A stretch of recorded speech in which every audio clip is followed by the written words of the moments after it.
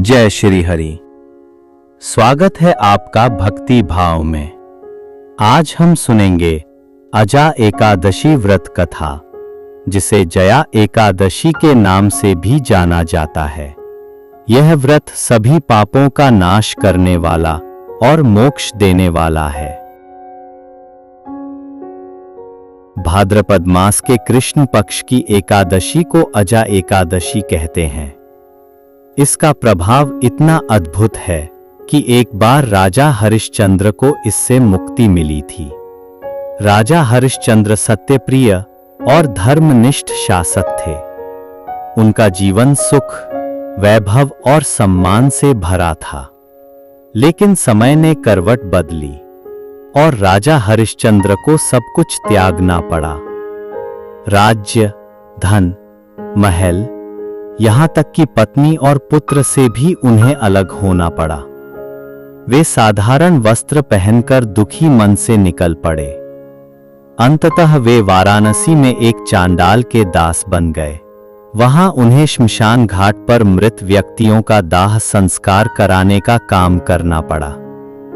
इतना महान राजा अब श्मशान में रहने लगा।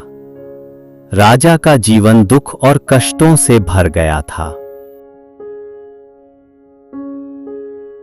एक दिन महर्षि गौतम वहां आए और बोले, राजन, तुम्हारे पापों का नाश केवल अजा एकादशी व्रत से ही होगा। तुम इसे श्रद्धा पूर्वक करो। राजा हरिश्चंद्र ने संकल्प लिया और भाद्रपद कृष्ण पक्ष की एकादशी का व्रत रखा। उन्होंने उपवास किया, पूजा की और पूरी निष्ठा से भगवान विष्णु का ध्यान किया। इस व्रत के प्रभाव से उनके सारे पाप मिट गए। व्रत के बाद चमत्कार हुआ। देवताओं की वाणी गूंजी।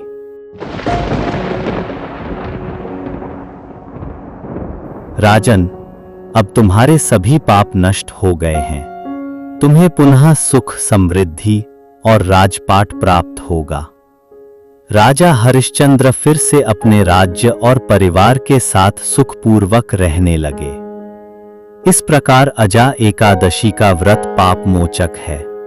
जो भी भक्त सच्चे मन से इसका पालन करता है, उसके जन्म जन्मांतर के पाप मिट जाते हैं और उसे भगवान विष्णु की कृपा तथा विष्णुलोक की प्राप्ति होती है।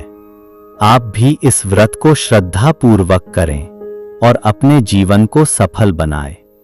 अगर आपको यह कथा पसंद आई हो तो चैनल को सब्सक्राइब करना न भूलें। जय श्री हरि।